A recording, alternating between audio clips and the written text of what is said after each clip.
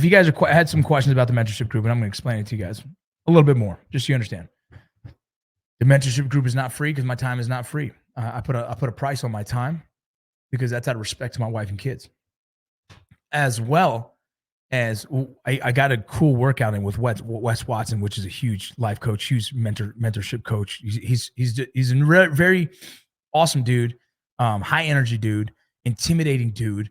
I worked out with him at like 4 a.m. one time in San Diego. I went for Comic-Con with the Mayans. We went out there to do a panel, and I hit him up because I was in town. I'm like, yo, look, this is who I am. We kind of already went back and forth a little bit because, you know, he knows about Mayans, right? Blue check mark. I don't know if he has a blue check mark, but he should. But when a blue check mark jumps into the DMs and be like, yo, what up, dog? I really love what you do. I'd love to get a workout in. I do that with a lot of people. I say, hey, I'm going to be in your town. I'd love to get a workout in. I've done it with I can't even tell you how many people I've done this with. And so Wes Watson, I knew I was going to San Diego for Comic-Con. I'm like, yo, dude, I'm going to be in town. I'd love to work out with you, whatever time that is. I don't care what time, I'll make it happen. He said, 4 a.m., be there, homie. I was like, boom, got it. I get to San Diego. I do a couple interviews, do a couple pictures, do the thing, right? I had some homework I had to get done because I'm still going to college. I do like one class every 5 weeks, something like that, whatever the case. So I'm just getting my little work done, and then I'm like, I got to get some sleep. I'm having trouble sleeping because I'm nervous about being, when you're so excited about something, and then it's like the first day of school and you can't sleep. So every like 5 minutes you check your watch and make sure you didn't oversleep. That's what I was doing because I was excited to be able to talk to Wes Watson, right? Get to the gym. This dude has like one of the fanciest cars in the world that I don't even know what the hell it is at the time. And I'm just not a car guy. So I'm like, this is beautiful. I don't know what it is, but I know it's worth a lot of money. And we just had a dope ass lift session, dude. And in that lift session, I'm just kind of picking his brain. I've thought about doing mentorship for a while, but the whole life coaching thing world, it kind of throws me back a little bit. I don't know, something about it I'm just not comfortable with. I think it's finding it a little odd, I guess. But at the same time, I also know the other side of it is there's a lot of people that want leadership, need leadership, are looking for someone that has a little bit of like mentorship who could give them some answers, who could just spend some time with them. So I know we need that in life, and I know people are searching for that. And then I also know the other side of like the life coaching thing. I've seen a lot of people that kind of ruined the whole idea for me because I'm just not a fan of what they do. So I thought Wes Watson is one of the realest dudes I've seen online. Watched a lot of his videos. I got his book. I actually handed it to my dad so my dad can read it. My nephews are all into it and all that. And so I said, this is a dude that I think is real. I don't know. I don't think he's going to bullshit me. So let me just hit him up. Boom. We're out there lifting. Dude's a monster. Like ridiculous monster. I was just trying to keep up with the dude. He was doing like 90,000 sets of fucking biceps. Crazy. But in that conversation, he was saying, you got to pay attention. People have to put money towards the investment or else they don't pay attention to what you got. Right. And it's Gary Vee's another one that says, I will give you the answers and maybe 1% of you will actually take these answers and run with it. So in that idea is why I set up the number I did for my mentorship program. And I find it fair. And there's a lot of cool things on top. So either way, so the mentorship, yes, it is. There is a fee. You guys can go online and go check it out. And in that, what we do is 4 calls a month, as well as a one-on-one during that month. I like to know who I'm talking to, who's looking for mentorship, and what is their exact problem that they're trying to fight. I wrote this book during season 2 of the Mayans. Part of my like personal growth. Oh, I see what's happening here. Boom, there we go. Get that out of the picture.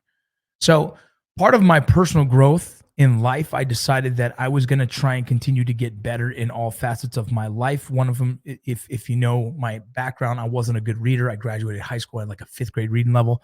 I kind of fooled everyone. The funny guy in the corner didn't know how to read, so he just made more jokes.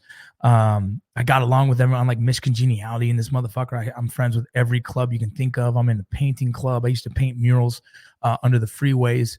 I was part of a program that would paint over graffiti, and we'd paint murals in high school. And so I'd be one of those dudes that paint murals in high school with the school.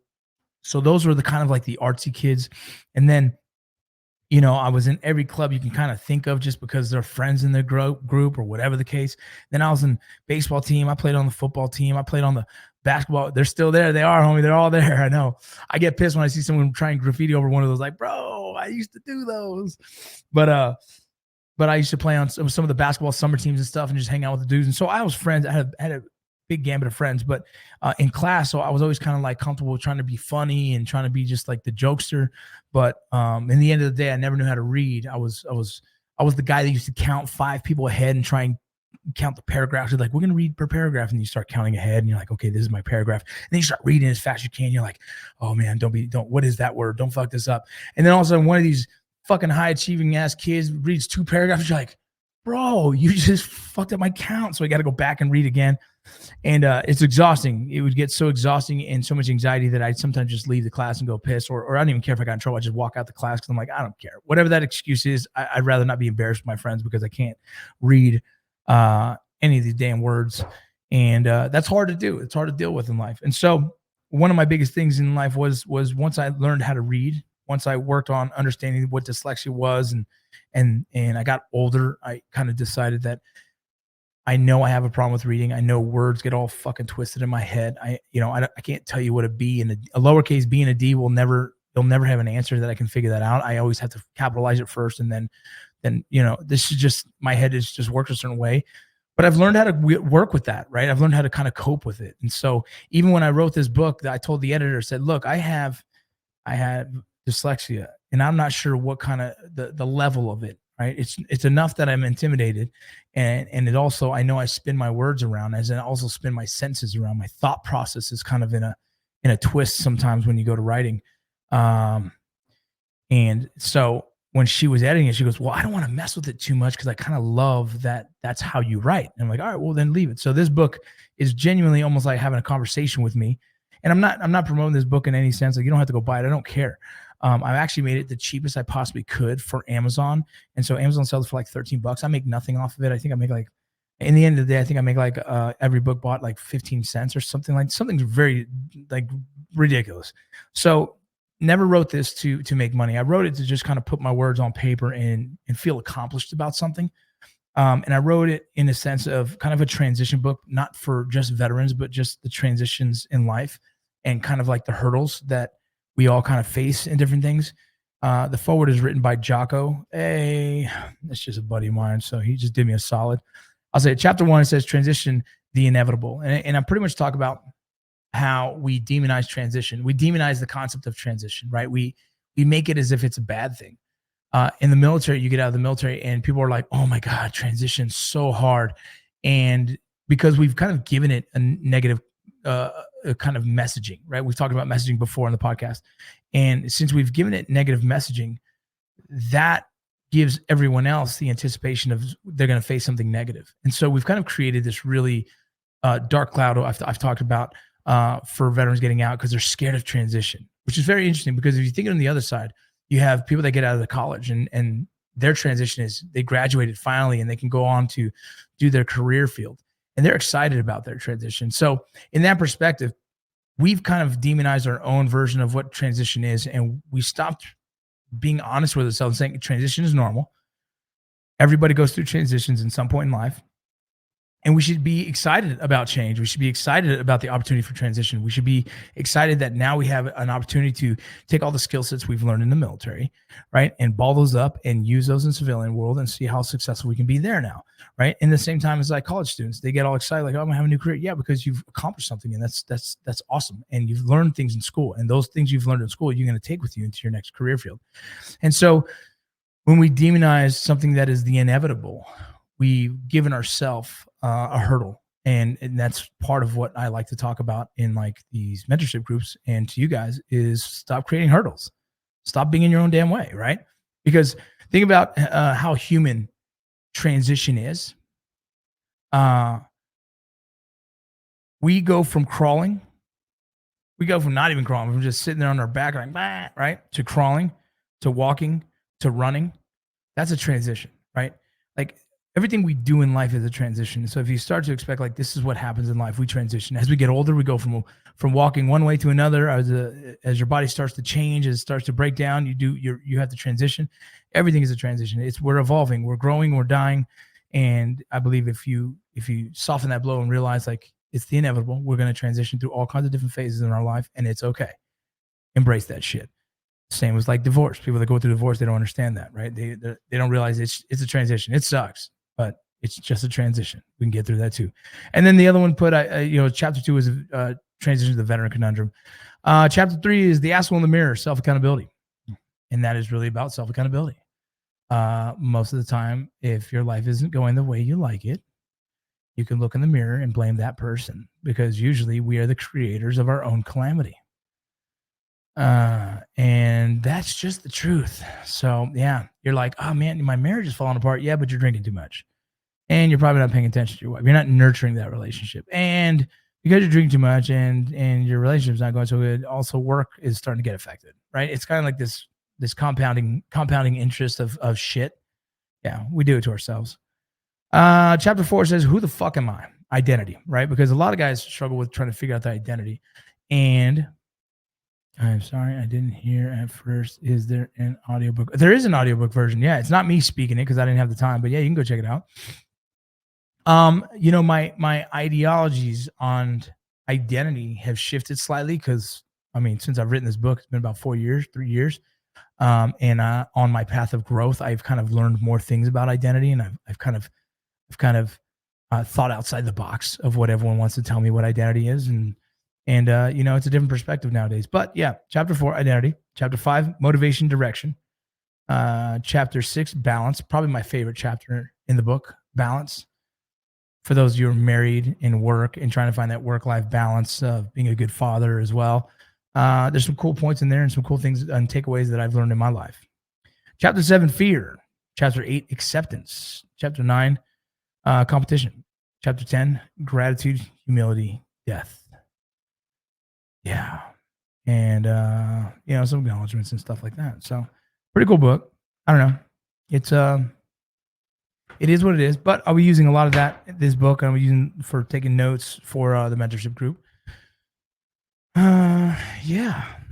So it's crazy. It's crazy. It's really cool to have this group of dudes who, and it could be women too. It doesn't matter. Anyone could join the group, male, female, military, law enforcement, civilian, doesn't matter.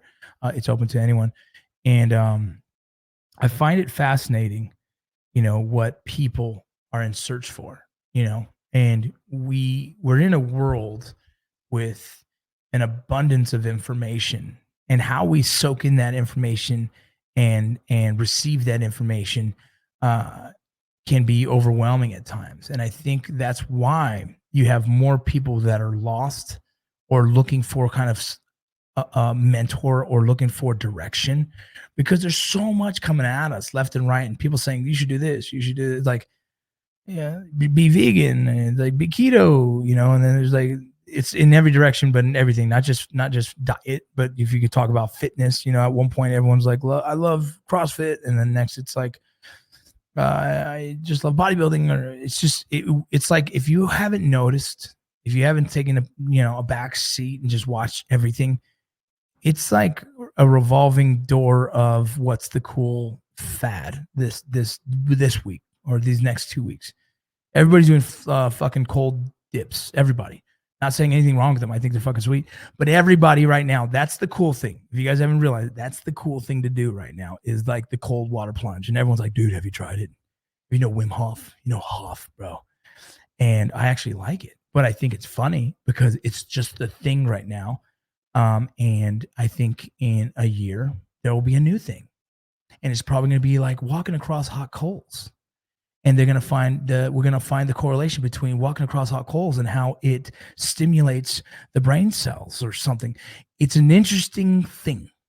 And so I love watching from like this bird's eye view of all the fads and things that are happening. And I like to kind of take a different perspective, like, okay, that's cool. What's the yeah. I think it's funny. The recycling trends of clothes. Yeah, I used to wear extremely baggy clothes, and now my daughters are wearing baggy clothes, and I find it funny. And my sons are wearing more like fitted jeans. I'll see you later, Adam. So, like, Dustin, what's up?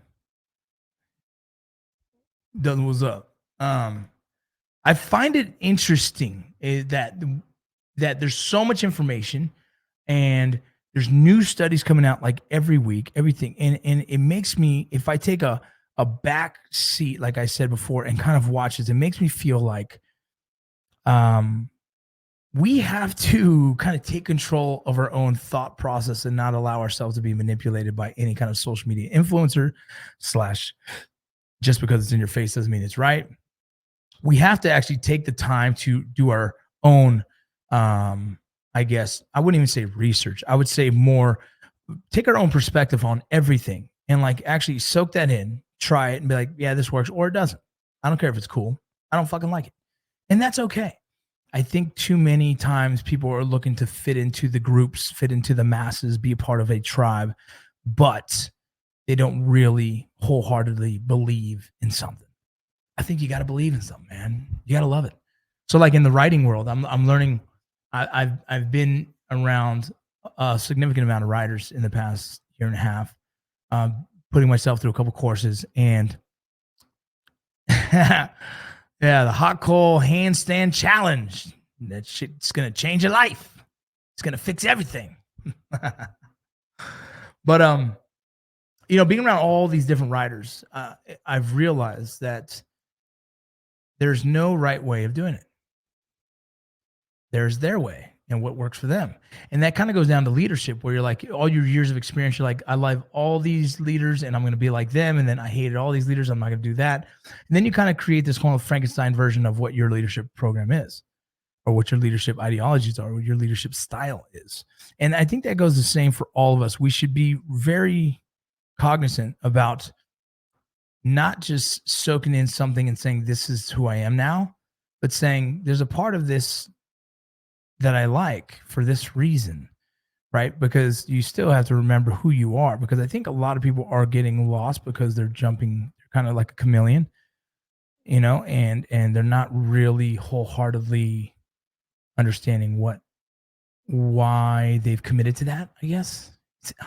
Trust me, this is my mind, bro. It's my mind is all over the place. This is how I think. I just kind of unravel these things in my head, and I'm just doing it right here live with you guys. So. Yeah, man. So I think we have to really, really know what we want in life. And when we see a new fad or new thing that everyone keeps promoting and posting, mushroom coffee, I'm looking into it, right? I see mushrooms all over my fucking feed. Maybe it's for my For You stuff, but interesting because it's a new topic. It's a new thing. Everyone's talking about mushroom health. And I find it fascinating. So I'm doing a lot of research on it. I'm watching a lot of videos on it. I'm kind of just doing the deeper dive. And I don't know. I'm not sold yet. It's interesting. It's definitely something I'm looking into. I'm not 100% sold on the cold plunge yet, but I do think it's cool. And I when I read about the aspects of what it gives you, cool. I'm not absolutely sold on it, right? I wasn't absolutely sold on CrossFit because I'm just not like, I'm like, damn, I did it for like, I wasn't even CrossFit One certified at one point, and I started doing it. And I'm like, personally, I don't love it. I just like to go to the gym and do bodybuilding. But it was the cool thing. And I'm like, let's jump on board. This is great. This is functional lifting. I can fucking chase dudes and I can wear, this is just like what I needed. But inside deep, I was like, yeah, but I like to just bodybuild.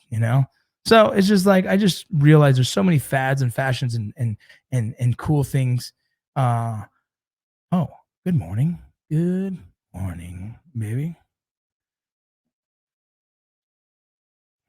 I will wrap this up shortly.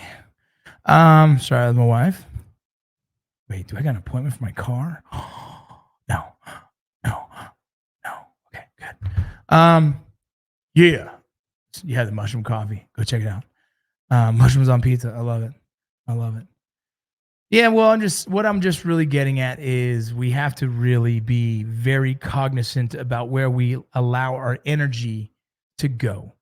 Let's not just soak in everything and take it all as facts and say yes, because just because Rocco said it, it is facts. It's like, don't do that. Don't do that. You're losing your own identity by just soaking in everyone else's thoughts and ideas and what they have passed as facts. You got to be your own person. You got to live with yourself. You got to look in the mirror. You got to love what you see. So, any questions before I go? It's all right, Ben. Do push-ups. Half love. Peace. Portland, West Virginia. Who? Indicated. Exercise. Home. Ho. Hey. Home. Home. Ho. Hey. Ho. You better be doing them right now. Home. Ho. Hey. Hey. Home. Ho. Hey. What feet? Eddie's. All right. Now that I'm done punishing my former soldier, I'm out, y'all. If you guys have any questions, real quick, before I jump out and go hang out with the kids. Yes, the mentorship group. It is. You can find the link. I put it in there. It is. Yeah, it's a thing. I plan on continuing to do this as much as I can, and I plan to continue to help and do what I got to do. Do yourself a favor. Don't just get sucked into things in life. Don't soak in everything as facts. Do some research, do some reading, do some studying, do some podcasting before you make your decision for yourself. Not everyone's going to wear the same shoes, wear the same shirt, and wear the same hat. Okay, we are all very, very different individuals. So go do that and go be that. That's your identity. All right, y'all. I'm out.